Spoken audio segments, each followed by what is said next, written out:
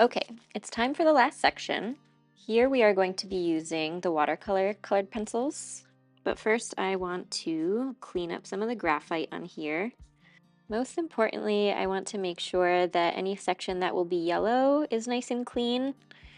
No graphite on it. There we go. Okay. So I'm starting here with WC2917. This is Sunburst Yellow, and this is a watercolor pencil. So that means that when you add water to this, it will act like watercolor. This is handy because you can spread out the color by using water.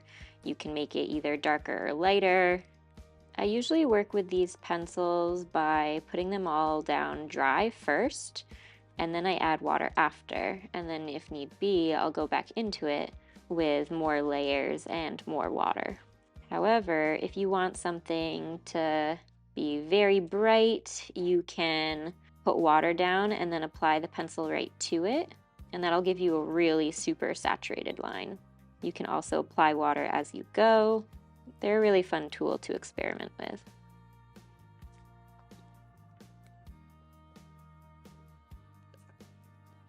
Now I'm going to use WC2903. This is True Blue. Fill out some of those more colorful areas.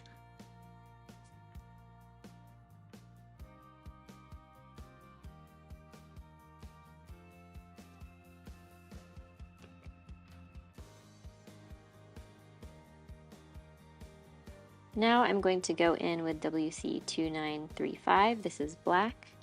These are fresh and pointy, so I'm doing the outlines of things first before filling in big shapes.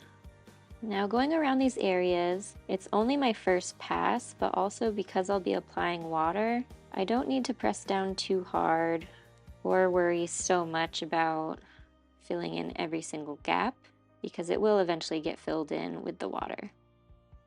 I will say though, I won't want to add lines like this. I want them to be more filled in than that, because if you apply water to something like that, it'll just emphasize those lines. If I do those first and then apply water, they're just going to get lost in the water. And my thinking is I'll fill in all of these shapes first, apply some water, and then at the very end, that's when I'll start doing things like the fine lines. Whereas I want to create more of a wash or an even wet ground.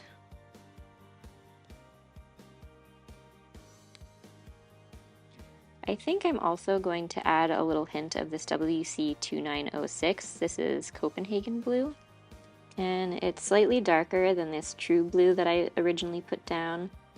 And I'm adding this just to get some variation in that blue color, so it more closely matches the sort of gradient that we have going on in our reference. Okay, so that's looking good for a first base color. So now I think it's time to add some water. So I have a cup of water, I have several watercolor brushes, and I'm going to do this yellow section first.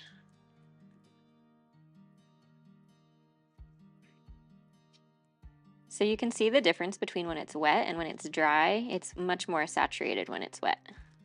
And the water I put on my brushes was just right. I didn't want to have too much water, not so much that it's dripping. And even though this entire section is yellow, I'm still being careful around this area where I have the graphite. I'm using some short strokes right now, just so I can really blend together the water. If I use really long strokes and go all around this space, rather than working in one section, it's going to dry at different speeds, and then you're going to have some blotches and some streakiness from when it dries.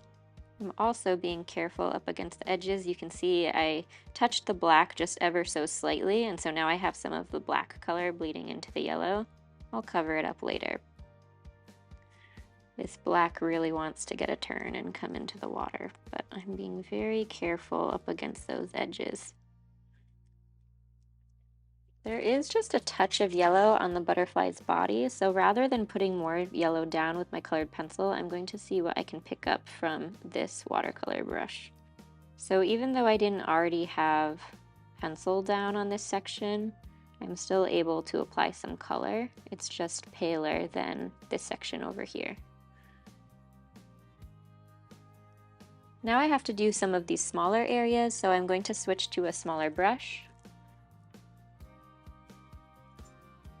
This smaller brush helps me with precision so that I'm not accidentally getting any of the black and the yellow.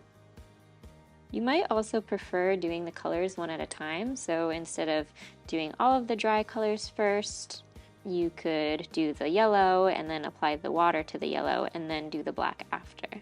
The biggest difference with that is that you would just have to wait for it to dry. While I have this brush out, I'm going to move on to my blue. In this one you can really see the difference between the wet and the dry. Granted, while it's wet, it's also shinier, but now you can see how the two blues are mixing together.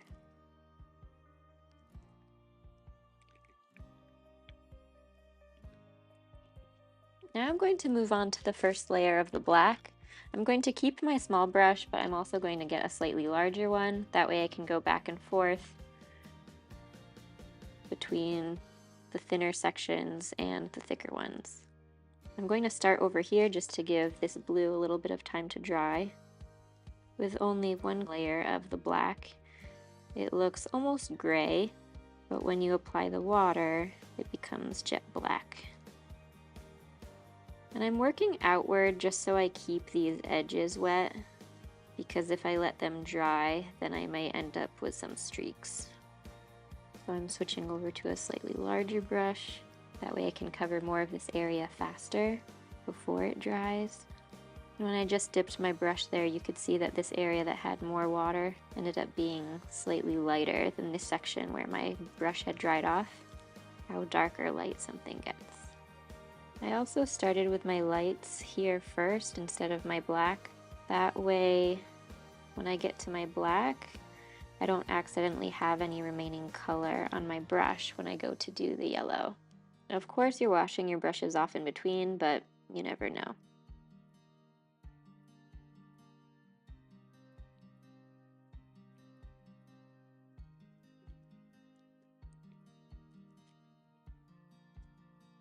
Alright, so that's my first layer of black.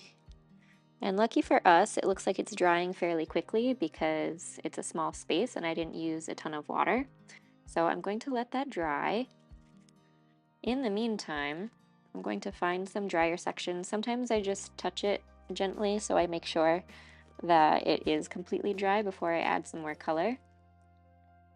And now I can add some more nuances with our colors. So I'm going to go in and kind of mimic this orange part over here. So I have WC21034, and this one is goldenrod. I also have WC2924, this is crimson red. So I'm going in with both of them to add some dimension. And I can feel underneath my pencil when I push down that there is still some dampness in the paper, so I do want to be careful that I'm not pressing down too hard because I don't want to strain the paper while it's wet and accidentally rip it. There are many different ways you can use these water-soluble pencils and different techniques. For me personally, when I'm using these Prismacolor pencils, I like to work with a combination of them being wet and dry, so I'll have layers of wet underneath, and then I'll finish off with some details that are dry. And I think that's what I'll do here as well. And I think that'll provide some harmony with the rest of the sections that I have here.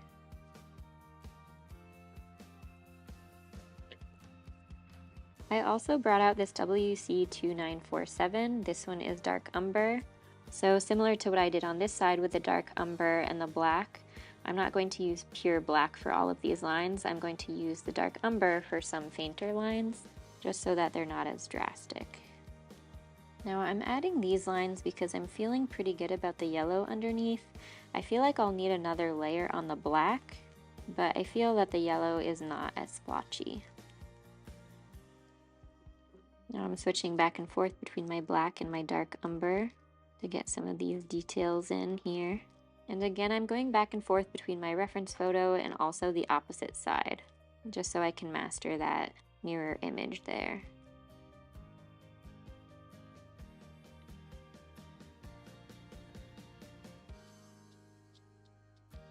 So now that I've done my second pass with the pencils, I'm going back in with the water, and I'm using this very small brush, kind of the way I would a pencil, and I'm mimicking those strokes that I've created.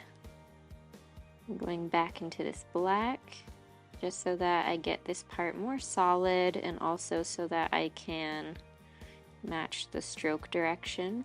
That'll just give it a cleaner look.